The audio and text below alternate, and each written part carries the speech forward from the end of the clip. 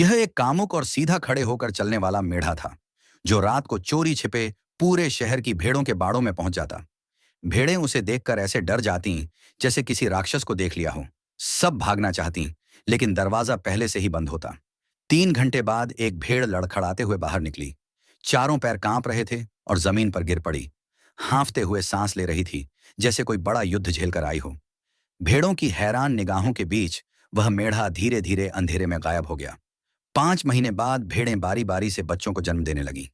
इससे खेत का मालिक और उसकी पत्नी बहुत खुश हुए, क्योंकि अब उनकी कमाई बढ़ने वाली थी। लेकिन उस समय की एक भेड़ का पेट बहुत बड़ा था। 5 महीने बीत चुके थे, फिर भी प्रसव के कोई लक्षण नहीं दिखे। फिर 5 महीने और बीत गए, तब जाकर उसने बच्चे को जन्म दिया। जब पति पत्नी ने उसका प्रसव कराया, तो पत्नी ने हैरानी से पति अर्जुन की ओर देखा, क्योंकि वह नवजात भेड़ का बच्चा बहुत अजीब था। औरत ने उसे तुरंत गोद में उठा लिया और घर ले जाकर पालने लगी। उसके लिए उसने एक पालना भी बनाया, उसे अपनी संतान की तरह पाला और उसका नाम रखा आइडा। लेकिन बच्चे से अलग हुई उसकी असली माँ भेड़ रोज रोती रहती, अक्सर खिड़की के नीचे आकर अपने बच्चे को पुकारती। लेकिन औरत हर बार उसे भगा देती, कभी बच्चे को दिखने भी नहीं देती। फिर भी माँ भेड़ ने हार नहीं मानी। एक दिन जब औरत घर पर नहीं थी, माँ भेड़ फिर से खिड़की के पास आई और पुकारने लगी।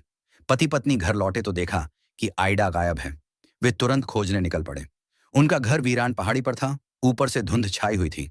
कई घंटे खोजने के बाद उन्होंने पहाड़ पर एक भेड़ को देखा और वहां जाकर पाया कि आइडा वहीं है। औरत ने तुरंत उसे गोद में उठा लिया। अर्जुन ने अपना कपड़ा उतारकर आइडा को ओढ़ाना चाहा। तभी आइडा का पूरा रूप सामने आया। वह आधा इंसान आधा भेड़ थी। इसीलिए जब वह जन्मी थी, तब औरत ने पति को उस नजर से देखा था, क्योंकि आस-पास में और कोई पुरुष ही नहीं था। दरअसल उनका असली बच्चा 2 साल पहले बीमारी से मर गया था और पत्नी अब संतान पैदा नहीं कर सकती थी। इसलिए उसने इस भेड़ बच्चे को भगवान का वरदान मानकर अपनी बेटी का ही नाम देकर पालने का निश्चय किया। लेकिन अपनी संतान से जुदा भेड़ मां पीछा नहीं छोड़ रही थी। वह बार बार पीछे पीछे आती और बच्चे को पुकारती। उसकी आवाज से औरत का सिर फटने लगता। एक दिन तंग आकर उसने बंदूक उठाई और बाहर जाकर सीधे भेड़ मां को गोली मार दी। संयोग से यह दृश्य किसी ने देख लिया।